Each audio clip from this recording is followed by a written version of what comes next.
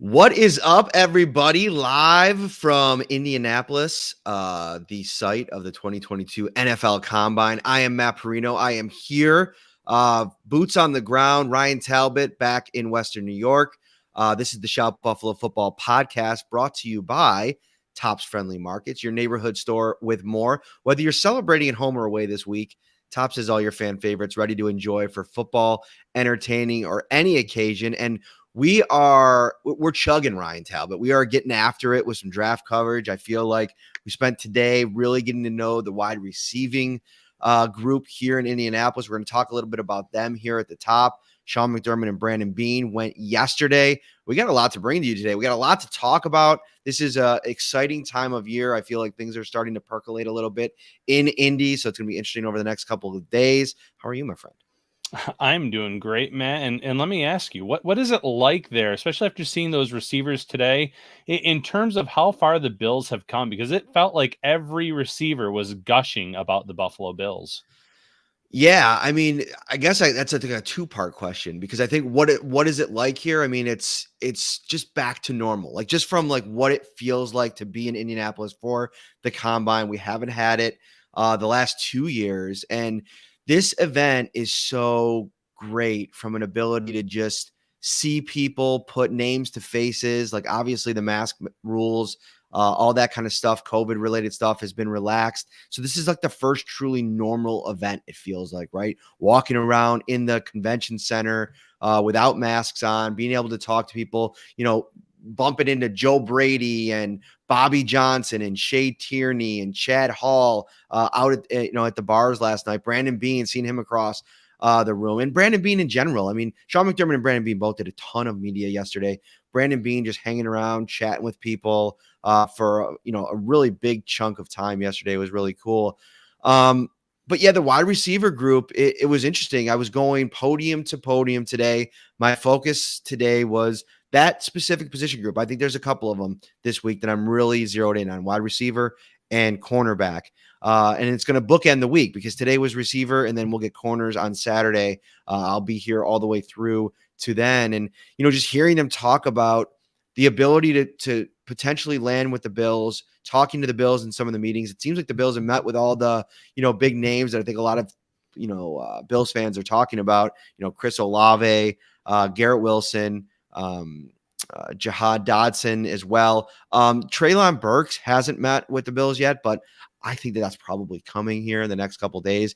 It seems like, the Bills are doing their due diligence on the position, because what I think's happening, Ryan, is as you look at a lot of these mock drafts, Brandon Beane's going to go best player available. That's without a shadow of a doubt, right? But at the end of the first round, I think the value at this position has the potential to be there. I think there's going to be a lot of potential guys that could be on the board, from Treylon Burks to Olave. I mean, these are top 20 caliber players. And then, oh, by the way, Jamison Williams, who I think is maybe the most interesting name out there. This is a guy that has no business being in the conversation at number 25, but torn ACL in the title game. What's happened over the course of time since, his draft stock, dipping a little bit. He's not going to be able to test. So there's a potential that he's on the board at 25. And I think, I put up a story on it today. Brandon Beane was asked specifically about it yesterday, and he brought up some of the medical concerns and having to have doctors really sign off to consider a guy like that at where they're going to be picking in the draft. I don't know, Ryan. You go read that quote from Brandon Beane and go back and watch him talk about it. It seems like smoke to me. Like Jamison Williams, that, like clear the smoke out of the room. Jamison Williams is an absolute stud. I get it. The ACL is something that it scares you a little bit, but when you are talking about the kind of game-changing ability, the game-breaking ability of a Jamison Williams, throwing him into the mix with, Gabriel Davis, Stephon Diggs, and obviously Josh Allen at quarterback, it makes so much sense. This would be a value pick for me, even if he's not in the equation in 2022. And I know Bills fans don't want to hear about that, because you want an impact player for a Super Bowl kind of window season, but this is the kind of pick where if you can get a guy like this at this caliber on your roster for the next couple of years, I think you run to the podium. I think you take the envelope and you run it to the podium. Yeah, no doubt about it. And Jamison Williams has actually been a very popular mock draft pick for the Bills, and it makes a lot of sense. You're going to be giving Stephon Diggs an extension here in the near future. You already have big time money locked up to Josh Allen and obviously Tre'Davious White, and the list goes on and on. So you need to start supplementing that with some game changing players that are on rookie contracts. And at pick 25, there's no guarantee that maybe one of those guys will fall into your laps at the wide receiver, but you want to be ready for it in the event that it does, because there's going to be quarterbacks that are taken earlier than they should be. There's going to be some, obviously, wide receivers that go off the board before Buffalo picks, but if it just one of them that the Bills really like falls, how do you not go that route? Because like you said, you're trying to build a long-term contender. Have those guys that are on those small money deals that can be an impact player from either, day one in some of their cases, or maybe in Jamison Williams' case, maybe not day one, maybe it's midway through the season, maybe it's 2023, who knows? But those are the guys you can't pass up. You're right. And I'm intrigued by it. It's good to hear that the Bills have met with most of them, some of them pretty big meetings by the sounds of it in terms of the personnel that has been in the room, the talks just in general. But it's just such a breath of fresh air to hear all these guys talk about Josh Allen and Stephon Diggs in terms of, oh yeah, I model my game after Diggs, or I watch a lot of his film. Josh Allen is a playmaker. He's a superstar, whatever the case may be. It's just a lot different from these Bills teams that you and I both watched growing up. Mm-hmm.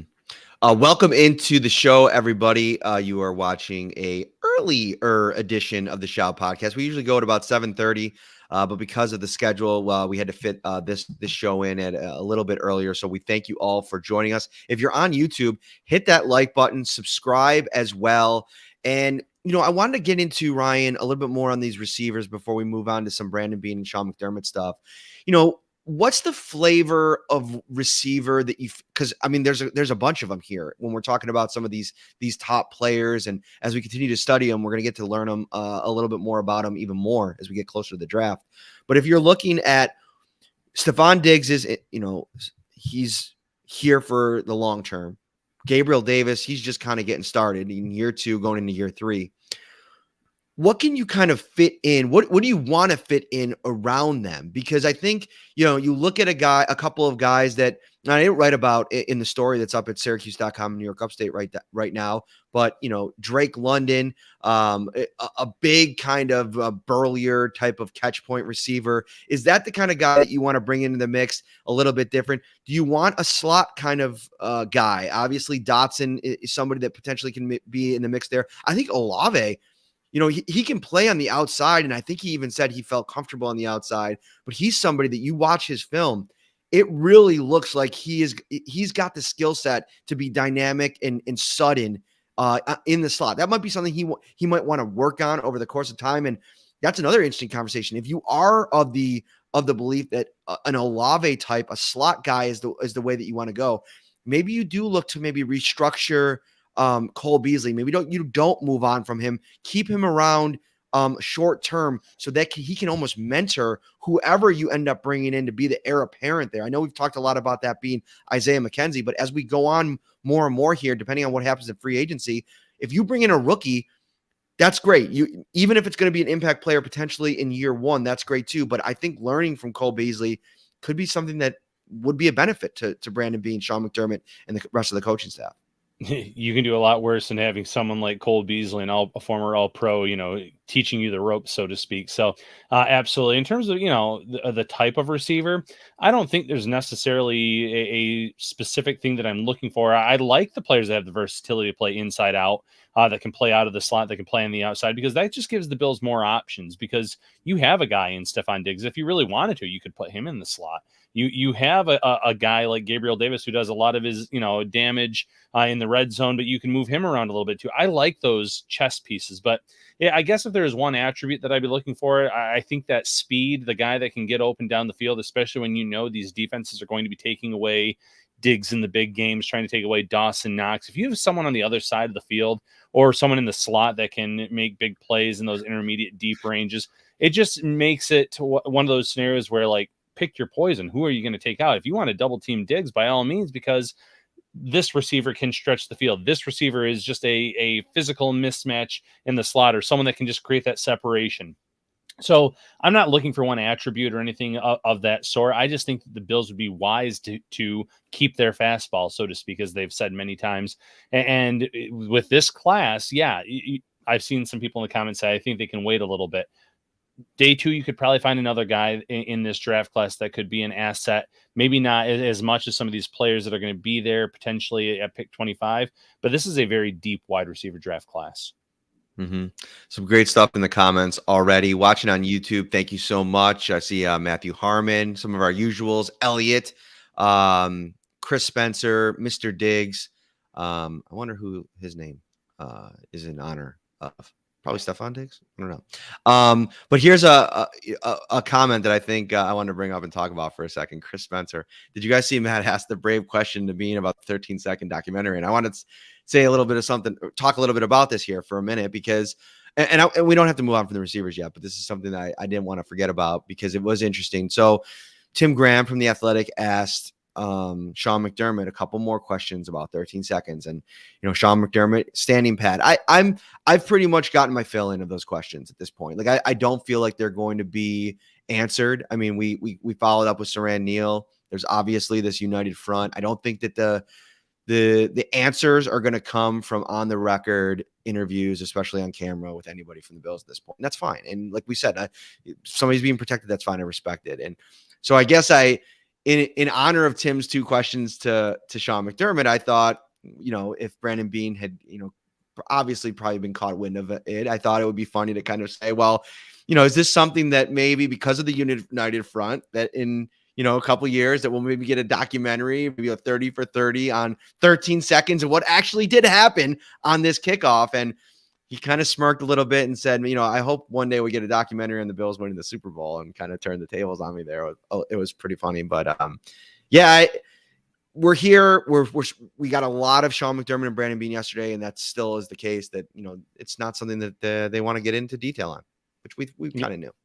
Exactly, and I've said this in radio spots. I've said this on the show. You have as well. We're not going to learn anything about those 13 seconds from anyone that's in that organization, in that building. Could someone that left the organization say something down the road? Yeah, it's possible. Once someone's gone from the Bills and they're elsewhere, they might be more willing to speak on it. But right now, I think that story is kind of over and done with, at least from the Bills' perspective. They're not going to talk about it. They've given no indication that they're going to soften their stance on that. So it's definitely time to turn the page, look ahead to 2022, and in terms of what can the Bills do to learn from those mistakes and take that final step to get to the Super Bowl, and not only get there but also win. Mm-hmm. Trying to follow the comments as we discuss things here. And one of the things that people are talking about in the chat is Isaiah Hodgins as an option in the slot. And so I think that this also kind of, pairs well with the conversation of flavor of receiver, because if you're talking about a true slot receiver, I know that Hodgins can work out of the slot, but when I think of Cole Beasley and the success that he's had in this offense, it's been his suddenness that I think is a trait that I want from somebody in this offense. I think it's been so valuable over the last couple of years that to find that again somehow should be something that I think the Bills are at least open to or looking for, which I think they will be. Hodgins is a little bit of a different flavor. He's a bigger physical body that can definitely work in the slot, but he's not going to win the same way. And you're almost going to kind of just try to get the ball in his hands and maybe let him be a little bit of a more physical run after the catch guy. And that's okay too. I think they need to find a little bit more run after the catch. One of the things I really liked about Olave, and he's somebody that going into this, I didn't have a lot of feelings on. I spent a lot of today, not only writing about him, but researching him, looking at some of his, highlights and some of the tape stuff. He is really, like, first of all, smooth is something that appears in all of his scouting reports, but you watch him with the ball in his hands, and he's got this like real good ability to get instant yards after the catch because there is just an urgency with the ball in his hands to get upfield. And that's something that at times I think that Cole Beasley has been underappreciated for over the last couple of years with the Bills. It's like he gets the ball in his hands and he immediately gets upfield and gets as many yards as soon as possible with the ball in his hands. And that's not something that I think Hodgins brings. It's something that, like, listen, spending the 25th pick in the draft for that, ability is something that I think we can have a conversation if that's a way that you want to go. I think that there's more to Olave's game than just that, but I think it's a part of it. It could be something that he does. And I think he has versatility to move inside and outside. It's just one option. It's one guy. I don't know if he, there's question marks about his physicality and his ability to hold up against like really tough physical corners. And I don't know if you want to add something like that into this mix, because I think that's already been an issue at times for this group. Not so much Gabriel Davis, but Diggs at times. But an interesting guy to think about here. Yeah, absolutely. And Isaiah Hodgins, just real quick on that subject. There's things I like about him, absolutely. But the Bills fans also have to remember this was a day 3 pick, late day 3 pick at that. And as much as we've seen flashes from him maybe at times, and there was some tape that we really liked when he first came out, this is a make or break year for him. And just in terms of making the roster, I don't think that we should have any kind of solid expectations of what he's going to do this year for the team. He's going to be fighting for a roster spot. And there's no doubt in my mind about that, whether it's some players that they add in free agency, whether it's some players that they draft. It's going to be an uphill battle for him. He has the talent to make this team, but he's far from a lot to make the team in 2022. Mm-hmm. If you have any questions, if there's anything that you would like to talk about, put it in the comments here. We will get into all of it. You got us for about another 30-ish minutes. Ryan, where do you want to go next? Obviously, Sean McDermott and Ryan Talbot. Sean McDermott and Brandon Beane spoke yesterday for a lot of time. I mean, they were on One Bills Live. They did a podium session, local reporter media scrum. I'm pretty sure they did one-on-ones after the fact with local media and then other outlets and players around. So we heard a lot from them. Where do you want to start? Well, you know what? Let's squash one of the juicy stories that came out after Brian Daboll was hired with the Giants. You wrote a piece on that, a little bit about the relationship that the two of them had, and the fact that Daboll also spoke on it yesterday. So go ahead and kind of lead us off there. Yeah, I mean, both guys were, asked about it, and I was actually surprised. Like, I thought Sean McDermott could have said, listen, I'm happy for Brian Daboll. I'm happy for him and his family, which he did say, and kind of just say, I don't really want to go too much into it because he likes to keep those conversations and things that happen in the building.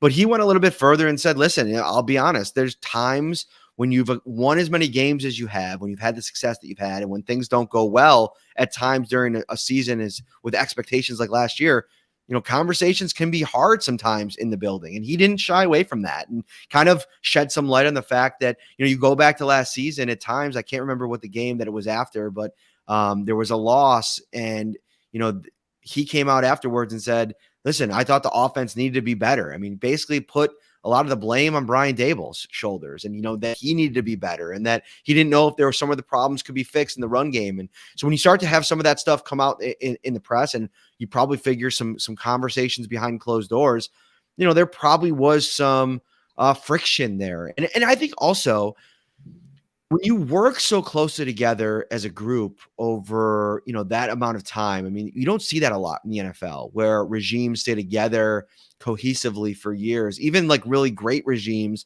like in New England where, with Josh McDaniels and Bill Belichick, Josh McDaniels left for a while and then came back and was almost like able to have a reset. Andy Reid and Eric Bieniemy, reports of this, some of the friction that might have existed there this season and them having to kind of recalibrate there. It's just when you get to that point, when you have a couple of coordinators that have a lot of their own ideas that, it could possibly present problems as you try to, coordinate sides of the ball together. And, Brian Daboll basically came out, he didn't get too much into it, but he said, I love working for Sean. I love being in Buffalo. I love the opportunity that they gave me. And I think what it really was to me, everything that happened, what this really said to me was that Brian Daboll was ready to move on and get his chance to be a head coach. And that started in the playoffs last year when he was interviewing for the Chargers job. And I'd imagine one that he probably really wanted. It didn't work out, and he had to come back and kind of, reset with the Bills, run through this thing once again, which, listen, it's a great consolation prize getting to, have another season with Josh Allen and this offense and the talent that's there. Brian Daboll went through a lot personally, lost both of his grandparents who raised him this year. So there was like a lot of things that I think happened there. But I think in the end, what I kind of take from all of this is that there's a lot of respect between those two men. And I think that it's just about moving on and, Brian Daboll getting a chance to be a head coach. Yeah, I think that's perfectly said. And you nailed it. There's always going to be friction in the building at certain points during the year if things aren't going well. And there were times where the offense was sputtering to a certain extent, and it took them deep into games before they could put together a drive or two to put a game away. Where the previous season, obviously, the Bills were kind of, chugging on all cylinders, whatever you want to say. So, things like that happen. But it was nice to hear that both of them kind of squashed that. No real issues with one another. Great respect for each other. But staying on the coaching front, Matt, one coach that I heard a lot of praise about, and they spoke glowingly about a lot of their new coaches, but Aaron Kromer. Someone that's already been here in Buffalo once in his coaching stint, someone that's going to come in and have a huge role in terms of protecting Josh Allen by coaching up this offensive line. I thought that both Brandon Beane and Sean McDermott spoke very highly of their new offensive line coach. Yeah. And, you probably figure that they had a lot of respect for him. And it was interesting hearing McDermott talk about it. It's like he didn't have any personal experience with Kromer. It was more so a guy that he's respected for a while. He's kind of watched his career. And it was interesting. Eric Wood even shared with us that, when Sean McDermott was hired, Kromer got a job before McDermott even had a chance to keep him on his staff. So this is something that, he maybe has been, keeping an eye on him and looking for an opportunity to maybe for a chance for them to work together. And I think it was interesting. It's like Kromer is the most experienced guy on the Bills offensive staff now, right? Because Ken Dorsey's a first-time offensive coordinator. Brady was an offensive coordinator for a year and a half, but he's a very young coach. I mean, he's in his early 30s. Kromer was a offensive coordinator in two different spots with the Bears and the Saints, and he was actually interim head coach when Sean Payton was suspended for a year. So this is a guy, tons of NFL experience, has been the voice in a room, and he comes in here, and I thought it was interesting. I can't remember if it was Beane or McDermott who said it, but one of them said he's going to have to come in here and learn our system and adapt to that. And I just thinking about that, it was interesting because you would think bringing in a guy like Kromer, he'd kind of set some of the principles for how he wants to do things because of the experience. But no, it's going to be Ken Dorsey's show. And the more you get to think about it, it makes sense because what's worked for Josh Allen, you want to keep that in place for the most part, the terminology, the scheme. And so Kromer will come in here, learn that, and figure out the best way to implement his own techniques, his fundamentals, his ideology alongside what Ken Dorsey already does. And to an extent, the same thing goes for Brady, who I think is going to come in here and try to figure out a way to add innovation to what Ken Dorsey and Josh Allen already have established. Yeah, simply put, a good coach is a good coach. And we, way back when Leslie Frazier was getting looked at as a potential head coach candidate, there was a lot of intriguing defensive coordinator options out there, and some that said, well, they don't really fit what the Bills do with their personnel, things like that. And again, the saying was, a good coach is a good coach. And Aaron Kromer is a very good coach. He's going to be able to come in here and he's going to be able to, work with what the Bills use in terms of their terminology, like you said, in terms of what we've seen from this offense, moving the ball up and down the field. But he's also going to be able to put his own spin on it with the offensive linemen in terms of teaching them some things that he's learned over the years and maybe getting the best out of some of the players. You've mentioned Cody Ford in the past, guys that who haven't necessarily panned out, but maybe he can get them to elevate their game to a certain extent. That doesn't mean that Ford, for example, is going to be a starter by any means, but maybe be someone that can come in a spot start here or there or play some valuable reps, get more out of Spencer Brown at right tackle, was phenomenal as a rookie. help bring Doyle along in his development, and the list goes on and on. And I think that's something that Cromer's going to be able to do. He's going to be able to work with the guys who are already playing at a high level, your Deion Dawkins, your Mitch Morse, but I think they also expect him to take some of these other younger guys and elevate them to that next step and that next level based on what he's done in his career. Yeah, I never think a new voice is a bad thing. Like, I think Bobby Johnson did a really good job. I mean, 19, the way that they were able to run the ball and some of the, the way that he developed not only some of the young players, but, got the best out of a lot of veterans that the Bills brought in free agency. That was really important, not only to the offense, but to Josh Allen's development and to the way the Bills finished the season. The way the offensive line played, the way that Ryan Bates came in and played the way that he did, Deion Dawkins having a career run. I mean, I think that 8 to 10 game run of Deion Dawkins at the end, you could put that up against any 10 game run that he's had in his career. I thought it was the best football he's played. And obviously Mitch Morse, the ups and downs, the first 2 years, he really was a stabilizing force for them. And I think Bobby Johnson deserves a lot of the credit for that. But now you bring in Cromer, who I think you kind of get a new message in there, some new philosophy, some new ideas, and maybe some lights that go on for some other guys. And you've established what works. And I think that Cromer has the kind of versatility as a offensive line coach to be able to implement different variations of things. And, I know obviously this is the pin and pull variation on this offensive line. It's been successful because they have a lot of athletic players on the offensive line. I think Cromer can, have some of that happening, maybe bring some of this, the zone scheme, the zone run scheme that he obviously did a lot in LA. It'll be interesting to see. And, also what'll be interesting to see is all of the things that you could see in all of the aisles at Tops Friendly Markets, from hot to go pizza and appetizers, signature fried chicken, baby back ribs, subs, delicious salads, brownie trays. They have everything you need to feed the hungriest fan. And there are hungry football fans, hungry for off-season content. And I think this is a week where it's fun to talk about all of the different things that we have on the horizon. I mean, the legal tampering period, it starts in a couple weeks here, Ryan. We're going to get into free agency. That's going to springboard us to the owners' meetings. We'll get to hear from the Pagulas. There's reports out there now that any day now we can learn the fate of the deal for the new stadium in Orchard Park. And then we're going to be at the draft before you know it. We don't stop. It's NFL offseason, baby. We don't stop. Yeah, the NFL just in general does not stop. You mentioned it, stadium. It seems like we're going to be hearing some news in the next week or so. I think that'll get Bills fans pretty excited to know that pretty soon there's going to be shovels in the dirt. There's going to be some building being done here. New state-of-the-art stadium, which I'm sure will be great. But, another report that's out there, Matt, Gronk came out today, and it's been a very controversial topic. I wrote something a few days ago after the Bills were named the betting favorite to land him. And there's a lot of fans that are completely against it based solely on what happened a few years ago with Tre'Davious White. What do you think, I guess, first and foremost about this report from Tim Graham of The Athletic, that the Bills are interested in him and how he would fit into this offense?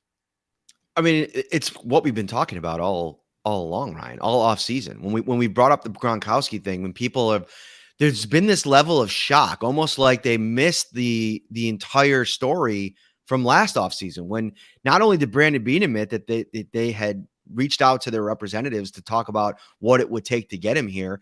There was apparently an offer that Gronkowski considered, and he actually came out and said he considered it. So this is not a revelation. I think the year that Rob Gronkowski had last year, the stats that he put up and how important he still was to that offense, if anything, that probably made Brandon Beane want to look into bringing him aboard even more so. And so the fact that there is interest, and Tim Graham of The Athletic putting out a report today that he's been reading the tea leaves, hearing some things here in Indianapolis about the Bills potentially being interested here. I think it makes total sense. And I'm looking at, his contract. He signed a 1-year, $8 million deal with the Buccaneers last season. I think there's work to do to be able to free up the cap space to kind of take a run here. But I think if you're Gronk and you're thinking about, okay, who are the teams that I'm willing to play with? Like, what's going to excite me to kind of come and play? And maybe he has a relationship with another quarterback. But I can't see a more favorable situation. I don't think he's going to go to Kansas City and play, alongside Travis Kelce. I mean, that's an established superstar, tight end. I think he's a guy that could come in here to Buffalo, play with Josh Allen, of course, which I think is the number one. If I'm Gronkowski, I'm like, that's what I want. He's my kind of guy. I think their personalities would kind of mesh pretty well.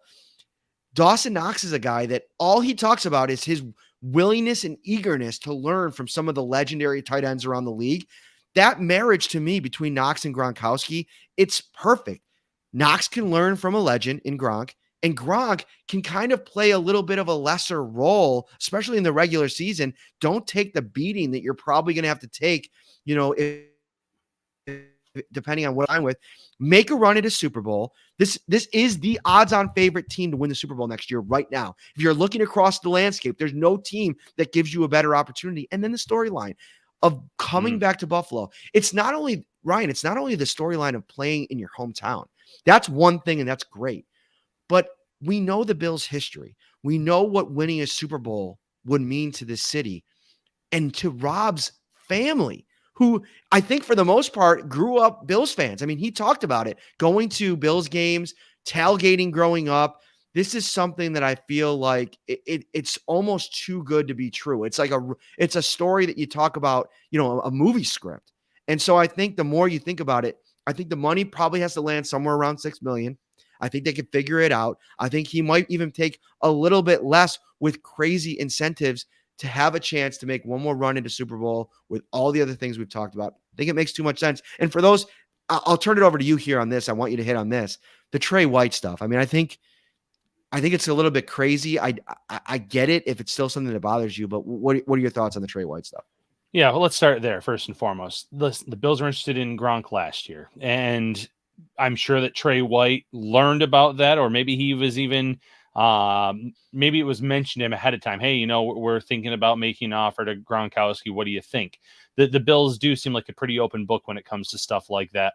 And I think it's all in the past. I think that as much as White obviously did not like it at the time and how terrible of a hit it was, this is the NFL. Every player wants to win a Super Bowl. And if Trey White and the Bills feel like Gronkowski can get them over the top, I think that he can put that moment, that play, it would be water under the bridge, so to speak. But, let's talk about some of these other things. One, I had some Bills fans saying he's a ghost of his former self, Gronkowski. Listen, this is not prime Gronkowski. No one's saying this is prime Gronk. But that said, the 800-plus yards that he had last season, being far from the number one option in Tampa Bay, would have been a single-season Bills franchise record. They have not utilized that tight end position throughout their history. So that just kind of goes to show you that even at this, where he is currently as a player, he would still be a great fit in Buffalo from a talent perspective. Two, you mentioned Dawson Knox wanting to learn from the best. Look at the gains that he made last year after going to tight end university, which I believe there's still going to be another one of those this year as well. Get him under Rob Gronkowski's learning tree for a year as well. Throw that in there. And I think he takes his game to another level. There's something called 12 personnel, and I know a lot of the Bills Mafia are savvy to that, but for those who are saying, we don't need Gronk, we have Dawson Knox. You can have two tight ends on the field at the same time that can both create those mismatches. It's a good thing to have a player like that. And like you said, I think you get a little bit of a hometown discount. Gronkowski, as much as he kind of gives off that caveman personality, is one of the smartest players in this league in terms of financials. He's talked about how he hasn't touched any money from his NFL contracts. He only spends the money that he makes from commercials and everything else that he's done in his career. He's got a lot of money in the bank at this point in time. I'm sure that at this point, winning one Super Bowl for his hometown team might mean a lot more than just a few extra million here and there. So I agree from the money perspective. He wanted, he used to play in the backyard as Eric Moulds, as Takeo Spikes when he made a big tackle. He talked about that. The marriage makes a lot of sense if Rob Gronkowski wants to play one more year. Here's one piece of this, though, that I will add in. The speculation around Tom Brady's return continues to marinate. I mean, he was on a podcast and was asked about, what he's going to do. And he kind of just left it up in the air. Like, who knows what the future holds again. And maybe he's just playing it up. But if he does come back, I feel like the team that he does come back to play for, ends up being where Rob Gronkowski goes. He said if Tom Brady's playing, he's not playing with anybody else. So that's a piece of this that I think will be interesting. Yeah, if you're in the comments over on YouTube, thank you for joining us a little bit earlier than usual. Hit that like button, subscribe to the channel as well. We're over 5K. We're cooking. We're out here in Indianapolis. I think our next show is going to be Sunday. So I want to have the rest of the combine. DBs will go on Saturday, and we'll have our reactions on Sunday for you. Maybe we'll do an early afternoon show. We'll see. But, keep your eyes up. I try to get these shows posted upcoming on YouTube, on Facebook and Twitter, at least like 5 to 7 hours beforehand if I can. So keep an eye on that, and you usually get notifications. So turn on notifications over on YouTube. Hit that like button as well. Another thing that Brandon Beane said that I want to get into here a little bit that I think definitely got a reaction from Bills fans when I tweeted it out. It was fast and furious yesterday, and so a lot of stuff was kind of coming from them. But one of the things that did from Brandon Beane was that he has spoken to let me bring it up here, Jerry Hughes and Mario Addison this offseason. Both have relayed the message to him that they still want to play in 2022. Beane said that if the price is right, he's interested. He'd be interested in bringing them both back. And I got a couple thoughts on this. First and foremost, I think you got to couch that a little bit with the fact that, these are guys that he is very fond of. Jerry's been here. He's the one holdover from the Rex era that they brought in and helped establish their culture. There's a lot of love for Jerry Hughes. And Mario Addison's a guy that they go back to Carolina with. Came in here, led the team in sacks this year, has a lot of respect for those two guys. So part of that could be like, just saying the right things and wanting to make sure that they know that he appreciates what they brought to the table. I think Jerry Hughes is still a priority here, Ryan. I think getting him back, if you can, on the right contract makes a ton of sense. I don't think that you want him to be a featured piece of your, edge package, but if he can be somebody that you kind of pin your ears back on third down, situational pass rusher, sign me up for that. I don't think Mario Addison is back. I think that might be a little bit more smoke, and maybe he can get a little bit more money elsewhere. But listen, you have a decision to make, because even if you bring back Jerry Hughes and you bring back one more edge rusher, where does that leave potentially AJ Epinesa? I think this is a huge offseason for Boogie Basham. I said it. I'm really high on what he can be in this defensive line in 2022. So if you bring back one, or especially if you're bringing back both, where are these guys getting snaps, Ryan? I don't know. And listen, I'm not going to sugarcoat it. I hate it. I really hate the idea of bringing both of them back. Now, I say both. If you bring back just Jerry Hughes at that lower price, and I believe Spotrick had him at about $3 million per year, I'm fine with that. But if you're bringing both of these guys back, one, it stunts the development of these younger players in terms of snaps, possibly. Two, what's going to change in terms of your pass rush? Absolutely nothing. And that's been an Achilles heel for this team the last few years in terms of getting after the quarterback, taking the quarterback down. I think that Jerry Hughes is still very good at pressuring the quarterback. It just hasn't resulted in sacks as of late.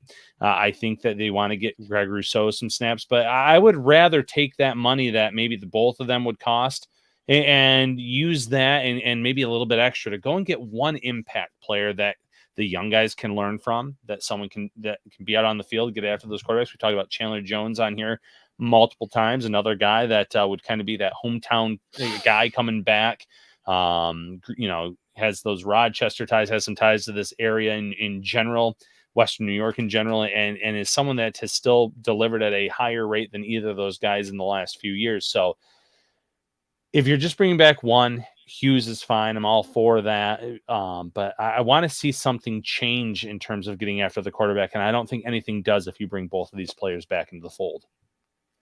Mike Clay does a really great job from ESPN. Every this time of year, a couple weeks ago, he put out his first one. He updates constantly a cheat sheet for fantasy or free agency, and it lists like the top 15 to 30 players at a position. And you look at the edge rusher position, and there's quite a few pretty good names. Some not scheme fits probably, but Von Miller, Chandler Jones, Jadeveon Clowney, Harold Landry, Emmanuel Ogbah, Hassan Reddick, Randy Gregory, Charles Harris, Melvin Ingram, and then Jerry Hughes. And that's you're looking at the top 10 there.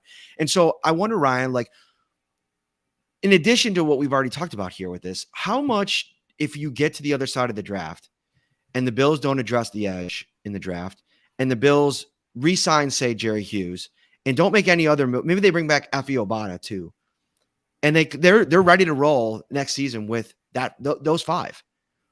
How do you feel about that?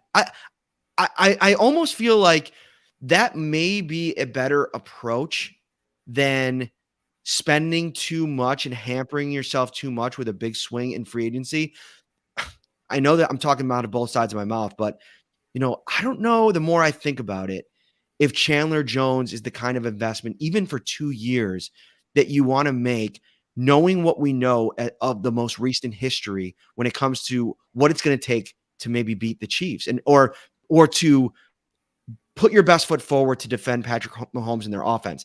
The Cincinnati Bengals basically showed that if you rush 3 and you rely on your back 8, you can frustrate him, and you can maybe implement a game plan there where you don't need to rely on your front. Now, part of that front was Trey Hendrickson, who was really good and made some noise in that offensive backfield that forced Patrick Mahomes to make decisions quicker with not as many windows to throw into. So that's part of it.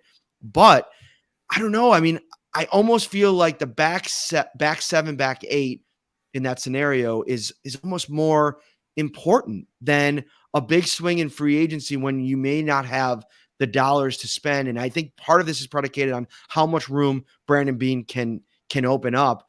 Listening to him talk yesterday, I'm a little bit hesitant to think that he's going to go in here and do 2 or 3 restructures and open up enough room with pay cuts and other moves to take those kinds of swings, I guess. And so how do you feel on the other side of this thing if it's just those 5 guys that you're almost running it back in a lot of ways? Absolutely hate it.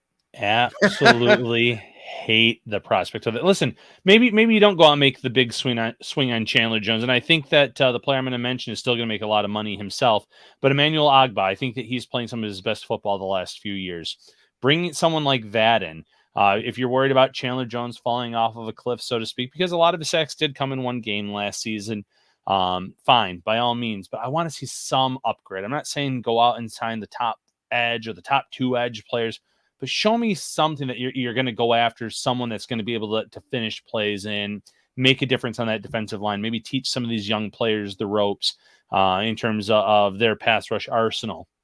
I just think that while beating the Chiefs is the end game in terms of the Bills, making sure that in the playoffs, if they meet again, that you can do that, you also have to show that you can beat Super Bowl contenders in the NFC, show that you can beat the Bengals and these other teams as well that might be contending. It's not just the Chiefs. And I get that, the Chiefs are the team that have been the thorn in Buffalo's side, but you can't necessarily go in with that, play 3 or and then drop 8 for every single team in this league. That might work against the Chiefs, but it might not work against some other teams that you're going to be playing deep into the season. I was raising my hand there because I wanted to ask you, Shaq Lawson deal basically is what he's projected to get, Emmanuel Ogbah. 3 years, $30 million. Even if that's an $8 million hit next year, that's too rich for my blood for what he brings. And I like what he brings. Like, don't get me wrong. I think having a guy like Ogbah, and so I guess if you go for an Ogbah, are you not bringing back Hughes and Addison? I think that would have to be the play then. You're subbing in Ogbah for Hughes and Addison. Is that enough? Is that money well spent? Like, there's little nuance to this that I feel like you have to ask yourself several questions with each, decision that you make based on the repercussions that it potentially has. Yeah, absolutely. And you mentioned though that 3-year, $30 million projection. I think that Ogbah is lapping Lawson in terms of the defensive end that he is for that kind of money. I think that's a steal. In terms of the pass rusher. Listen, Shaq Lawson was very good in terms of run defense. He was getting better as a pass rusher during his time in Buffalo, but he was never a difference maker as a pass rusher. And I was just actually about to pull up the stats from Ogbah these last 2 years alone. The light, I'm not going to say the light's gone on for him because I think he put together some decent seasons early in his career too in Cleveland and Kansas City, but 9 sacks the last 2 years each. So 18 sacks over the last 2 seasons. He's had 45 quarterback hits, 15 tackles for loss. He's been a difference maker. So, yeah, I am perfectly okay subbing out Hughes and Addison for Agba, giving those younger players more reps to get to help them develop their game as well. And then you can always go to the draft and add another player if you really feel the need to. Something that the Bills have not shied away with. But I want to see Boogie Basham get some more opportunities, and obviously Greg Rousseau, AJ Epineza. So if that means subbing 2 players out, Addison and Hughes, who are both on the back ends of their career, for a guy like Agba, sign me up all day long. Do you trade for Bradbury or sign Agba in this scenario if you have to pick between the two? For me, go ahead. You go ahead. Well, that is tough because because I don't think I asked because I don't think you could do both depending on what he does. Like, listen, I think there's mechanisms to open up cap space. I'm just trying to temper expectations with how much he can. I really think that when he said don't expect any big moves, like he said that last year, and I think they still found a way to spend some money. I think even Sanders at $8 million was a move. It might not have been a big move, but it was a move. I'm even wondering how they're going to kind of open up enough space to make a couple of the moves like they made last offseason. So I guess that's my point. Yeah, no, that's a tough scenario because I'm a big fan of Bradbury. I think that obviously has some knowledge of this defense, spent his rookie year with Sean McDermott. I don't think he's necessarily lived up to the contract that he signed with the Giants, but I think a change of location could really help him. I'm still going to go Agba in this situation, just based on the fact that John Butler, in his time here with Buffalo, has really shown the ability to develop these cornerbacks.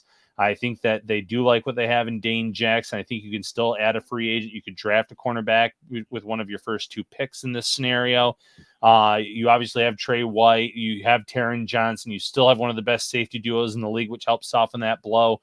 So in that scenario, I'm still going to go Agba, but it's a very tough decision. I like that scenario. And just real quick, Jessica in the comments has seen her ask about Thursday night. Yeah, I do think the Bills are the odds-on favorite to open the season against the Rams on Thursday Night Football, unless something happens with Aaron Rodgers where he goes to a team that's going to be playing the Rams. Go ahead. So, no, I like that. You've been following that story quite a bit, so that's good to throw out there. Chris Spencer says, let's talk about who we're willing to part with the Bills. Before we decide who the Bills can pick up. So if I'm giving my updated prediction for who I think the Bills cut, I think they find a way to restructure Beasley. I think I'm there now instead of cutting them, even though the $6 million is a lot. I do think that they find a way to restructure them, unless they have a specific plan right now, whether it be they come out of the combine, they fall in love with 2 or 3 players that they think they can get to replicate what Cole Beasley does. Maybe then they decide to take that $6 million. But right now, I think I'm more in the camp that they're going to restructure that. I think they cut AJ Klein. I think they cut Darrell Williams, and I think they cut John Feliciano. And one little nugget that I have been hearing based on conversations here is that there is some belief that Feliciano won't be back. And I know that that's not, groundbreaking news. I mean, I think it's over $3 million that the Bills save if they move on from him. And I'm going to continue to follow that. There'll be conversations throughout the week. Mark Robbins was asking earlier, like, what are you looking forward to most from the week? That is kind of it, like being out in some of the establishments around Indianapolis, having conversations about, what people are saying about not only prospects, but players in the league right now. So those conversations will continue to happen. But, I think those 3 players right there open up the kind of cap room where you can then take a couple swings. Maybe they restructure Darrell Williams, but there's a lot of money that the Bills can add by moving on from Williams. And, I think when you go out and you bring in a guy like Cromer, you bring him in to develop young talent, and Williams isn't his guy. And that's the kind of money that can open things up. You sign him to be a tackle, you're paying him. And I guess part of that projection is based on, I don't think Williams would be willing to take a pay cut. And if that's the case, because he earned that and he was good last year. Like, he wasn't great at tackle, but when he went into guard, he was really good. So I think that those are the kind of plays that you can make to open up space. Do they do all 3 of those things? Probably not. But I think just Klein and just Feliciano, that opens up not even 10 million. And I don't think that that's going to be enough to make some of these kinds of moves that we're talking about, even the kind of trades that you're talking about, unless you're sending out money. And that could be like a Cole Beasley type of situation. Listen, if they do a trade for Bradbury, Ryan, sending out Cole Beasley in that trade makes a lot of sense too, because Daboll's going to want that kind of weapon for Daniel Jones, especially early on, to see what they have in him. Yeah, that's all in play.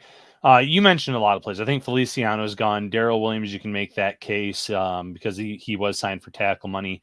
I wouldn't even be shocked if Tyler Matakevich is gone, just because the Bills, and again, it's not the same position that they play in special teams, but they just invested big money in Saran Neal. How much money do you want to really put into these just sole special teams players?